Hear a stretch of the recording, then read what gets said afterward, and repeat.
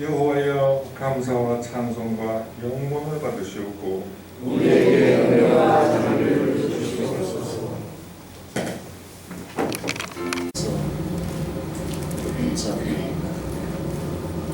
제가 받은 문자 가운데 하나를 말씀드리면 올 한 해 열심히 산 그대 충분히 아름다웠습니다. 카드가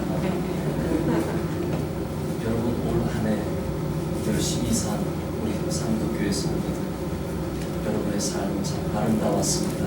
할렐루야. 서로 박수하면서 한 해를 마무리했습니다.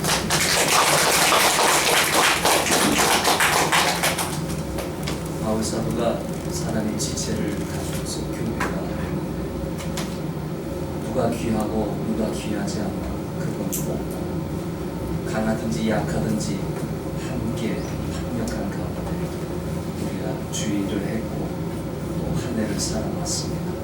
여러분 모두 수고하셨습니다. 우리 하나님께서 이러한 말씀을 우리에게 주신 줄로 믿습니다.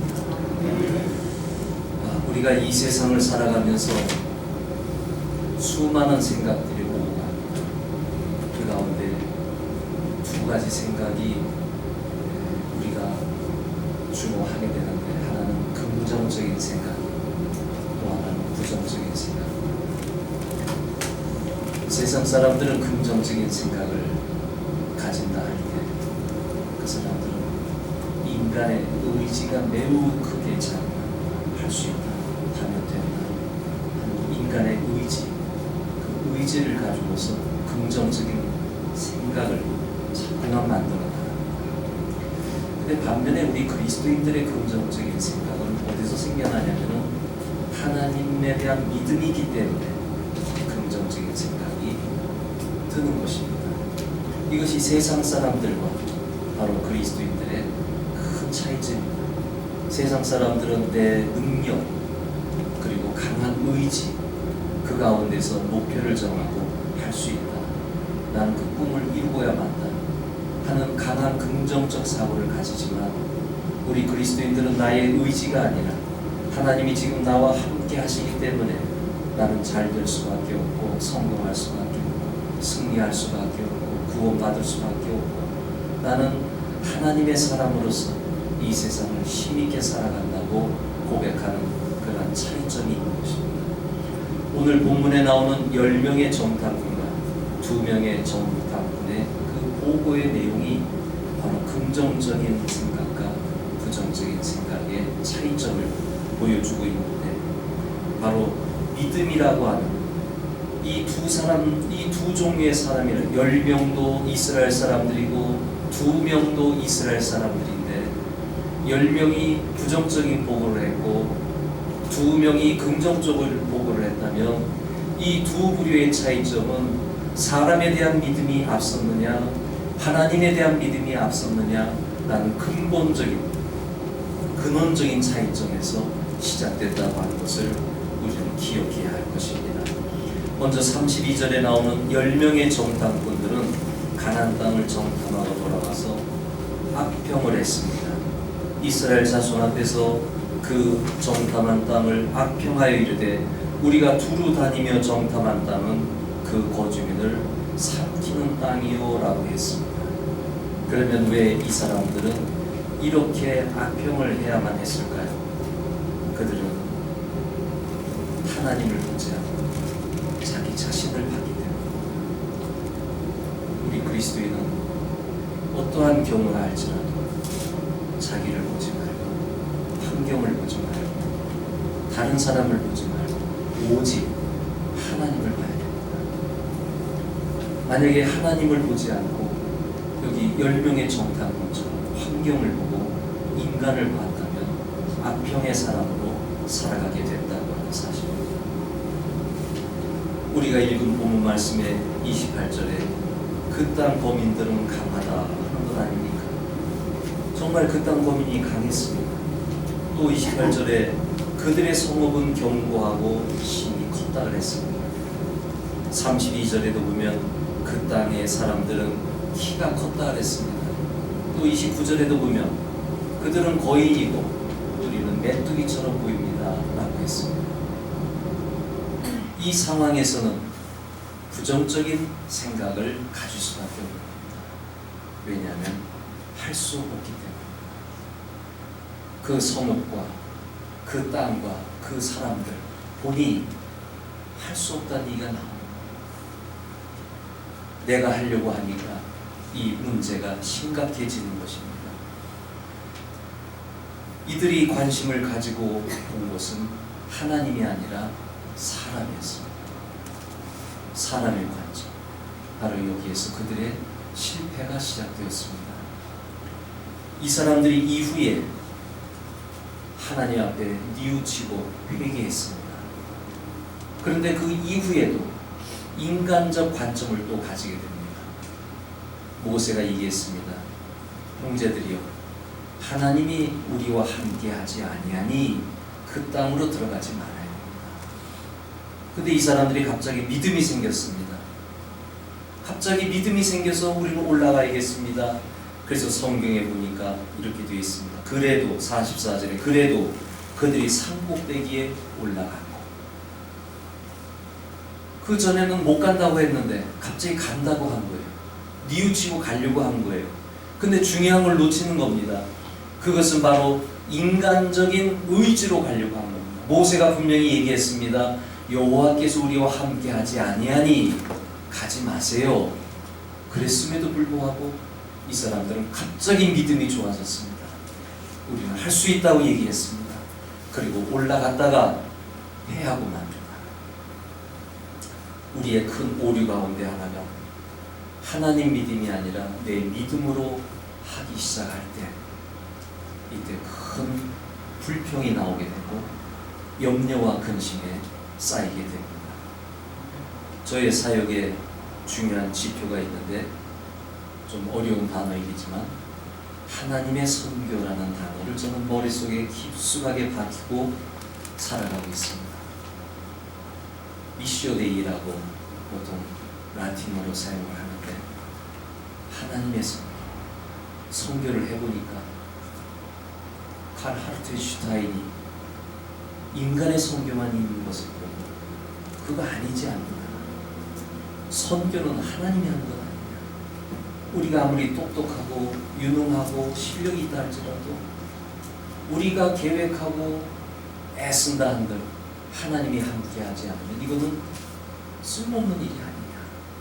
왜냐하면 그 당시에 선교가 인간의 표, 인간의 목표, 요즘 말로 하면 2000년대에 그리스도가 오게 하자, 그게 선교의 목표가 됐다.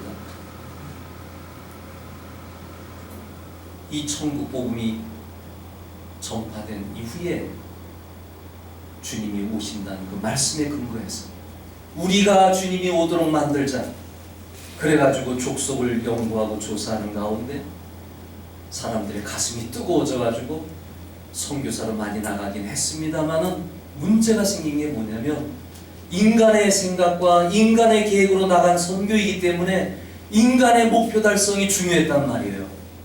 거기에 순수한 사랑도 없었고 영혼에 대한 긍휼함도 없었고 그냥 목적을 이루기 위한 방법을 쓰다 보니까 선교지에서 어떤 일이 일어났냐면은 억누르는 선교가 일어나게 돼요. 여러분, 우리가 스페인에 가고 스페인에서 스페인 사람들이 라틴 아메리카에 갔을 때, 포르투갈 사람들이 라틴 아메리카에 들어갔을 때 그 원주민들을 어떻게 한 줄 아세요? 죽여버렸잖아요. 거기에 십자가 하나 놓고 예수 믿을래 안 믿을래? 예수 믿는 사람들은 살려주고 예수 믿지 않는다는 사람 죽여버리고 이런 일을 했잖아요. 그게 선교냔 말이에요. 그런 선교는 인간의 선교지 하나님의 선교가 아니라. 그래서 선교에 대한 반성으로 하나님의 선교라는 요구가 생겨나게 됐는데, 저도 사역을 지금까지 해보면서 작은 경험에서 비춰보면 모든 사역을 하나님께서 이끌어 주셨다 하는 고백을 하게 됩니다. 하나님이 하셨다면 모든 영광이 어떻게 돼요? 하나님께 돌아갑니다. 근데 인간의 지혜와 인간의 능력과 인간의 의지와 잠도 자지 아니하고 일을 하고 책을 보면서 비행기 타고 가면서도 책을 보고 뭐 그런 목사들 많잖아요. 그러면서 인간의 노력을 강조하고 긍정적이고 적극적인 사고를 얘기하고 이러면서 이루긴 이뤘는데 모든 영광이 자기에게로 돌아가는 결과가 나옵니다. 모래 위에다가 집을 쌓은 겁니다. 하나님의 선교. 그래서 하나님이 가면 나는 가는 것이고 하나님이 멈추면 멈추는 것이고, 그렇게 하나님의 시간에 맞추어서 저는 그렇게 살아왔습니다. 서두를 것도 없고 그렇다고 게으를 것도 없고 하나님에게 초점 맞춰서 한 걸음 한 걸음 걸어온 사역이었습니다. 이게 참 중요합니다. 왜냐하면 내 마음에 평화를 주기 때문에. 주의 일은 성취가 아닙니다. 주의 일은 사랑의 확장이지 어떤 일의 성취가 아닙니다. 우리가 상도교회를 재건하려고 하는데 누가 봐도 좋은 건 아닙니다. 그렇게 해야 되잖아요. 무너졌기에 또 세워야 되고, 그건 우리가 당연히 해야 될 일입니다. 그러나 중요한 것은 이제 그 일을 하나님께서 어떻게 운행해 나가느냐, 이러한 영적인 안목이 필요한 것입니다. 우리는 기도했습니다. 우리는 지난 1년 동안 또 열심히 기도했습니다. 그 아픈 마음을 하나님이 아실 것이고, 또 그 1년 전에도 우리는 또 기도했습니다. 슬픈 마음을 가지고 지하에서 예배드리다가 이곳으로 왔고, 또 이곳으로 온 가운데 우리의 마음은 말로 형언할 수 없는 또 아픔이 있습니다. 누가 봐도 우리들이 하는 모든 일은 참 좋은 일입니다. 근데 이 아침에 하나님께서 우리에게 주시는 말씀이 있습니다. 하나님이 일을 할 때는 두 가지 단계를 거쳐야 되는데, 첫 번째 단계는 뭐냐면 하나님이 일을 하든 상도교회를 재건하든 우리의 신앙생활을 하든 우리의 가정생활을 하든 우리의 사회생활을 하든 어떠한 삶이 있어서든지 간에, 어떠한 사역이 있어서든지 간에, 목사의 삶이든 성도의 삶이든 선교사의 삶이든 아니면 달란트를 가진 사람의 삶이든 사업가의 삶이든 모든 것의 공통점이 어디 있냐면 최선을 다해서 하나님의 뜻대로 살아가는 것입니다. 이게 우선적인 겁니다. 하나님의 마음에 맞느냐 하는 거예요. 우리는 가장 작은 계명으로 10계명을 얘기하는 겁니다. 10계명에 하나님을 사랑하고 사람을 사랑하는 그 두 가지 계명이 있는데, 이 계명에 맞추어서 우리는 하나님을 예배했느냐, 우리는 부모를 공경했느냐, 우리는 성실한 삶을 살았느냐, 윤리적으로 온전한 삶을 살았느냐, 하나님이 그렇게 말씀하셨으면 거기에 맞추어서 우리는 최선을 다해서 하나님의 뜻에 맞도록 살아가는 게 우리가 우선적으로 해야 될 일이라 하는 것입니다. 10계명에서 더 나아가면 신명기서를 보세요. 하나님이 저주의 말씀과 축복의 말씀을 주지 않습니까? 너희들이 이렇게 살면 내가 너희를 축복하리라, 그러나 너희들이 저렇게 살면 저주하리라. 하나님 말씀이 10계명 안에 잘 요약이 되어 있습니다. 더 나아가서 사복음서를 읽어보는 가운데 우리는 마태복음의 산상순을 읽을 때 하나님께서 그 산상순의 팔복의 말씀도 있고 그리고 여러 가지 주시는 산상순의 말씀이 있는데 이 말씀대로 살아가면 우리는 최선을 다해서 산 사람이라고 얘기할 수 있는 것입니다. 성공하기 위해서 수단과 방법을 가리지 아니하고 십계명에서 어긋나고 신명기 말씀에서 어긋나고 그리고 산상순에 대한 말씀에서 어긋나는 삶을 사는 가운데 달려갔다 할지라도 그것은 의미가 없는 삶이었다라고 하는 것입니다. 우리는 우선적으로 최선을 다해서 할 게 하나님의 뜻에 맞게 살아가는 것. 저와 여러분들은 지난 1년 동안 수고했습니다. 하나님께 주일이 되면 나와서 예배했습니다. 그리고 하나님께 기도했습니다. 또 하나님 말씀대로 살아가려고 말씀을 읽으면서 여기까지 왔습니다. 하나님이 보시기에 우리의 삶은 괜찮다 한다고 저는 보는 것입니다. 그러면 된 것입니다. 그 다음에 두 번째 단계가 뭐냐면은 우리가 최선을 다한 다음에 그 이후의 일은 하나님의 결정에 달려있다는 것입니다. 쉽게 말씀을 드릴까요? 금년에 증도를 다녀왔습니다. 그리고 목포 옆을 다녀왔습니다. 거기에 수많은 순교자들을 봤습니다. 우리가 일반적으로 생각을 할 때 하나님을 잘 믿었으면 복을 받아야지, 하나님을 잘 믿었으면 좋은 결과가 있어야지 얘기하지만 제가 그 순교지 터를 다녀오면서 생각한 게 뭐냐면 우리는 하나님의 뜻에 맞게 최선을 다한 다음에 결론적으로는 그 이후의 일은 하나님이 결정하신다고 하는 것입니다. 하나님을 의지하며 살았기 때문에 그 사람들은 다 최선을 다해서 산 거예요. 그리고 어쩔 수 없이 그 상황에서 순교했기 때문에 그들은 순교의 자리로 들어간 거예요. 왜 우리가 일의 결과에 대해서 우리가 결정을 해야 되나요? 그 일의 결과에 대해서 왜 내 뜻대로 결정이 돼야 되나요? 그건 아니라고 하는 것입니다. 우리가 오랜 동안 신앙생활하면서 성도들에게 많은 혼란이 온 것이 바로 이 차원에 있었다라고 하는 사실입니다. 우리는 믿음을 가지면서 할 수 있거든요. 무슨 말이냐? 믿는 자에게 능치 못할 일이 없냐? 그건 분명한 말씀입니다. 그런데 믿음의 결과에 대해서는 하나님께서 해주실 수 있고 안 해주실 수 있는 겁니다. 여기까지 우리가 시야를 넓히게 되면 우리의 신앙생활은 평안한 신앙생활이 됩니다. 만약에 내 계획과 내 뜻대로 돼야만 한다면 1년을 지내면서 내 계획과 내 뜻대로 안 됐으니 얼마나 마음이 불편하겠습니까? 하나님께 대한 원망도 있을 거고 그리고 나 자신이 한심스러운 것도 보고 그러나 주님은 성경을 읽어볼 때 우리 한국 교회 역사를 읽어볼 때 우리가 생각한 것만큼 그렇게 단순하지가 않습니다. 우리가 할 수 있는 건 단 하나, 그리스도인으로서 하나님이 원하시는 삶, 그 삶을 우리는 살아갈 겁니다. 그리고 그 안에서 하나님은 때로 축복하시고 성공하게 하시고 또 그걸 통해 하나님께 영광 돌리게 하시고 또 어떤 이들은 순교를 통하여서 이후에 사람들의 모범이 되어서 하나님께로 오게 하는 역사를 만들어요. 그 결과물에 대해서 하나님이 하시게 됩니다. 그러니 1년 동안 수고하며 그리고 기도했지만 안 됐다고 하지만 그냥 그거로 만족하시기 바랍니다. 이것이 우리가 하나님을 믿는 바른 자세라고 하는 것입니다. 하나님께 기도하면서 제가 요즘은 좀 역전된 것 같아요. 이제는 아가페 교회에다 초점 맞추고 설교 준비를 많이 했는데 요즘은 상도교회에다 초점 맞춰서 설교 준비하다 보니까 거기에 제가 푹 빠져서 이런 설교가 나온다는 거예요. 사람의 일이라는 게 알 수가 없잖아요. 어떻게 되는지. 때로는 아가페 교회 말씀을 따로 준비하기도 하고 상도교회 말씀을 따로 준비하기도 하는데 또 오늘 같은 경우에는 한 가지 말씀으로 아가페 교회도 했고 여기도 하고 있는데 특별하게 주시는 말씀이 있을 때는 따로따로 하지만 그러나 공통적인 말씀일 때는 저 교회에서도 하고 이 교회에서도 하고 똑같은 말씀을 전합니다. 1년을 되돌아보니까 하나님이 주시는 마음이 그렇습니다.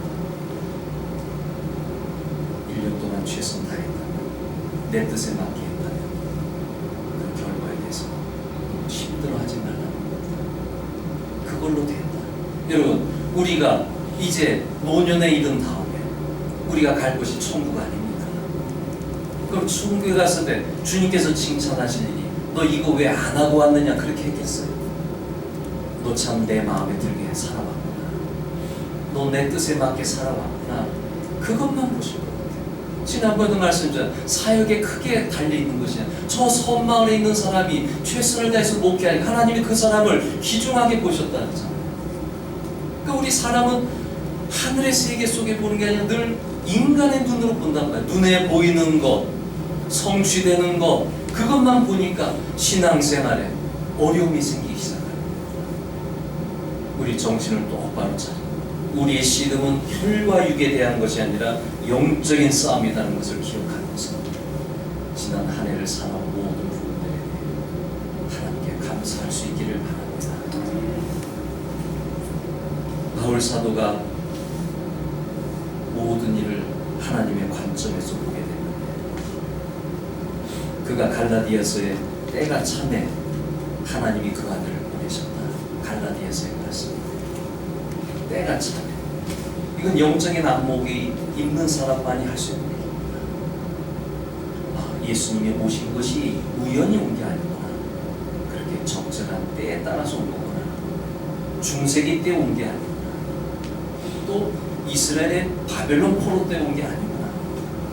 지금부터 우리 시간으로 하면 지금부터 2000여 년 전에 예수님이 오셨다.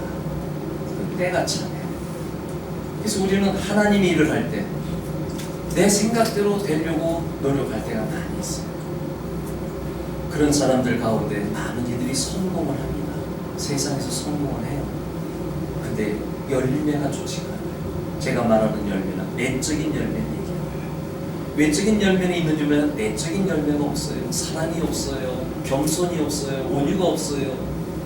마음의 평안이 없어요. 어떻게 하든지 간에 뭔가 이루기 위해서 발버둥치고 노력을 하고 남들이 보기엔 좋아 보이지만 또 본인도 그걸 자랑을 하지만 나는 잠도 자지 않습니다. 나는 이렇게 이루었습니다. 나는 이렇게 노력했습니다라고 할 때 많은 사람들이 감동은 주지만 그것만이 목적이 아니라 그리스도인에게 있어서는 그리스도인다운 모습, 그게 우리의 본래의 모습이라고 하는 사실입니다.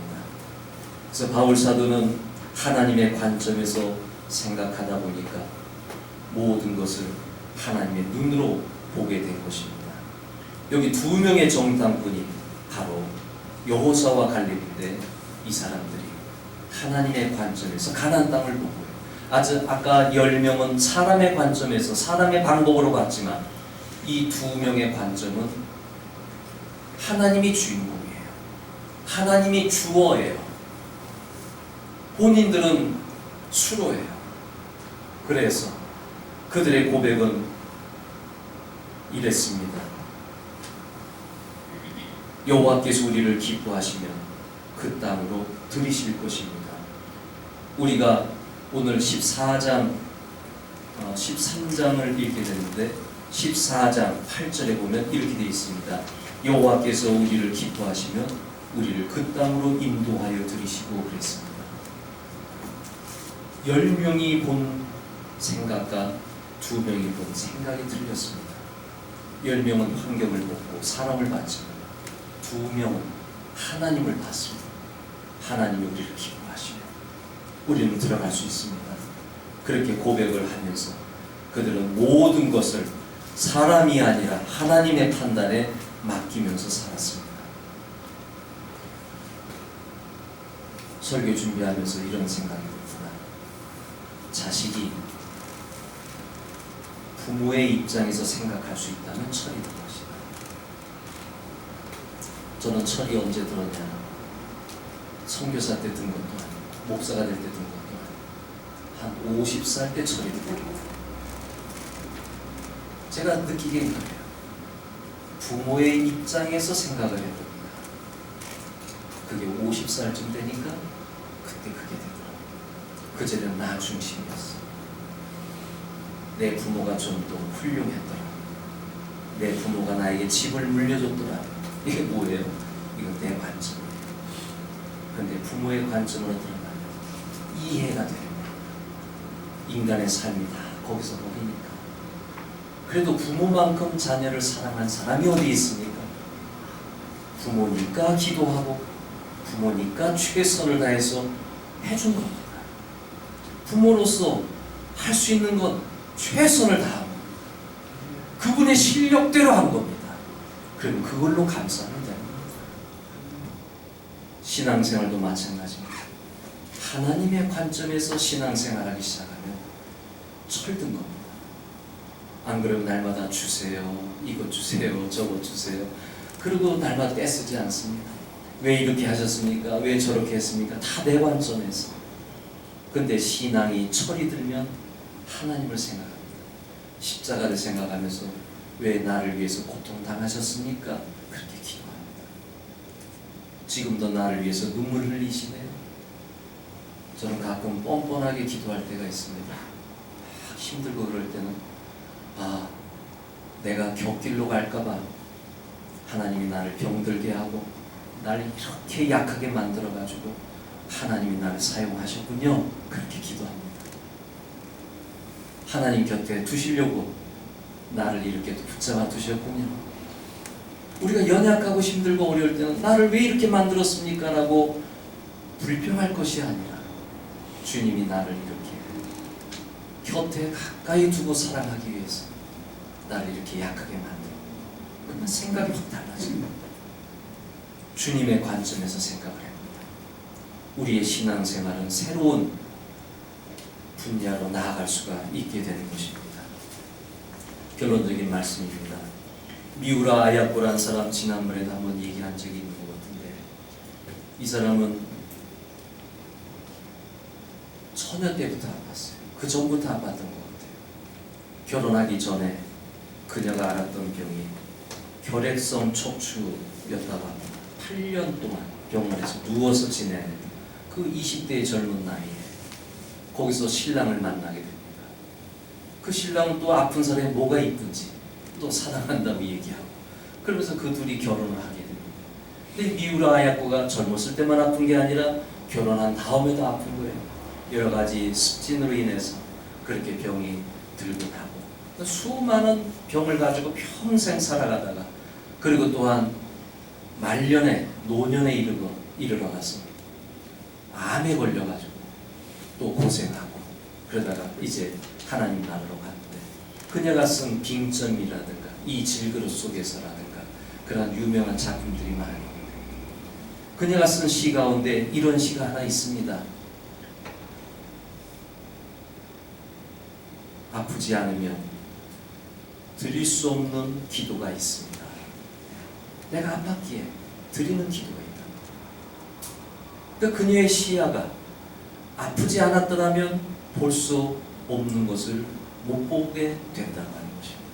아팠기 때문에 볼 수 없는 것을 보게 된 그녀의 삶을 얘기하고 있는 겁니다. 나는 아팠기 때문에, 제 표현을 하면 나는 아팠기 때문에 거룩한 장소를 나는 보게 됩니다. 성전을 보게 된다는 거죠. 나는 아팠기 때문에 하나님의 얼굴을 보게 됩니다. 아프지 않았더라면 나는 인간일 수조차도 없습니다. 이건 그녀의 표현입니다. 내가 아프니까 내가 그래도 겸손하고 하나님을 바라보고 이루고 살아왔지, 내가 아프지 않았다면 내 마음대로 살았을 것이라는 그녀의 깊은 내면의 고백이 있는 것입니다. 우리가 이렇게 떠돌이 삶을 하리라고 여기 어느 누가 상상하겠어요?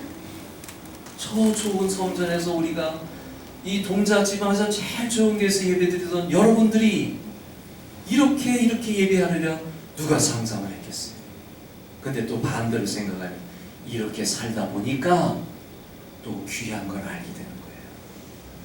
저기 이전의 경신교회, 지금의 로고스 교회, 거기서 우리 동작 지방에 2개의 교회가 세워졌습니다.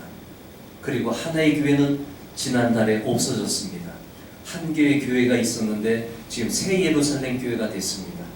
그 교회가 깨져가지고 지금 또 간간히 이어나가고 있습니다. 근데 없어진 교회 교인들이 그 얘기를 한번 한 적이 있습니다. 큰 교회 있을 때는 뭐가 어려운 줄 몰랐다는 거예요. 교회가 그냥 돌아가니까 이 일도 하고 저 일도 하고 했는데 교회를 개척하고 작은 교회에 있다 보니까 내 신앙이 귀하고 내 교회가 귀한 것을 알게 됐다고 고백하는 성도의 이야기를 들은 적이 있습니다.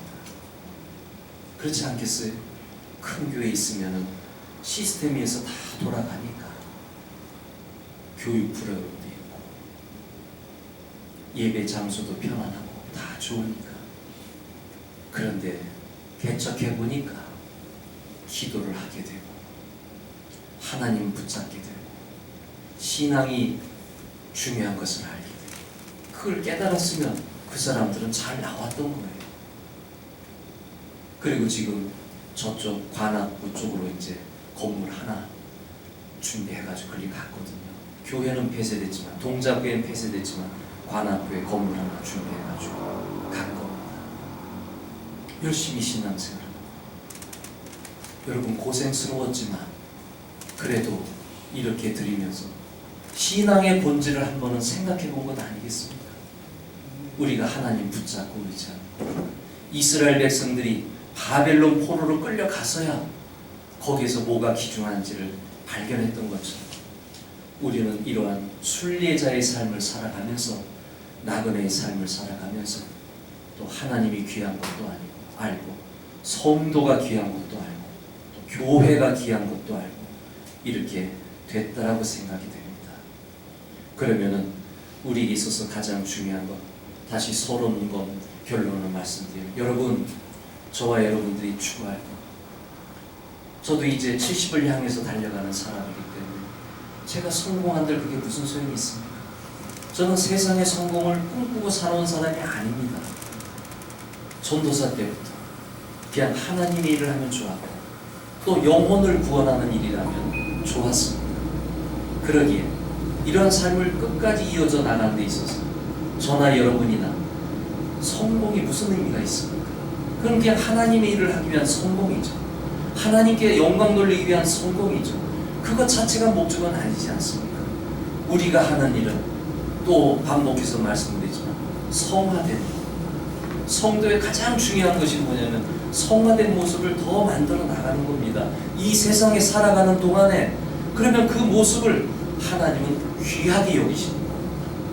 사랑하는 성도 지난 1년간 수고하셨고 또 이 안에서도 제가 보니까 지난 1년간 여러분들은 정말 주일 성수를 잘 하셨습니다. 그리고 가지고 있는 것 하나님께도 물질로 드렸습니다. 또 여러분이 기도하지 않았습니까? 그래도 교회를 주님이 사랑하는 교회 그 교회를 만들어가기 위해서 그렇게 또 애쓰지 않았습니까? 그러면 그걸로 됐다고 하는 겁니다. 주님이 주시는 마음입니다. 주님은 그런 마음을 주십니다. 그렇기 때문에 모든 결과는 이제 하나님께서 하실 것입니다. 하나님께서 허락하실 수도 있고 허락하지 아니할 수도 있고 그러나 우리는 붙잡는 겁니다. 하나님의 허락이 있기를 기다리며 붙잡는 겁니다.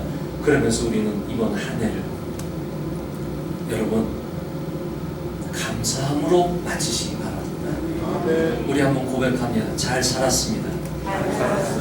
그렇게 고백하시면서 이번 1년 마무리하시고 또 새해 계획을 세우시기 바랍니다. 기도하겠습니다. 아버지 하나님 감사합니다. 우리는 주님의 뜻을 분별하지 못할 때가 있습니다. 그래서 때로는 불평하기도 합니다. 그러나 오늘 말씀을 통하여 12명의 정탐꾼들 가운데 2명의 정탐꾼처럼 하나님에게 관심을 가지면서 한 해를 마무리하고자 합니다.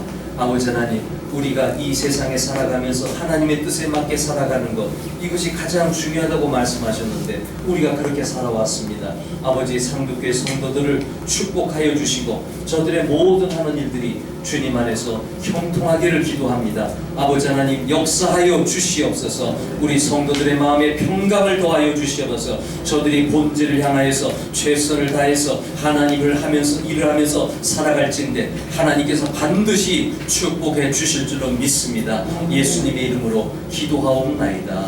아멘.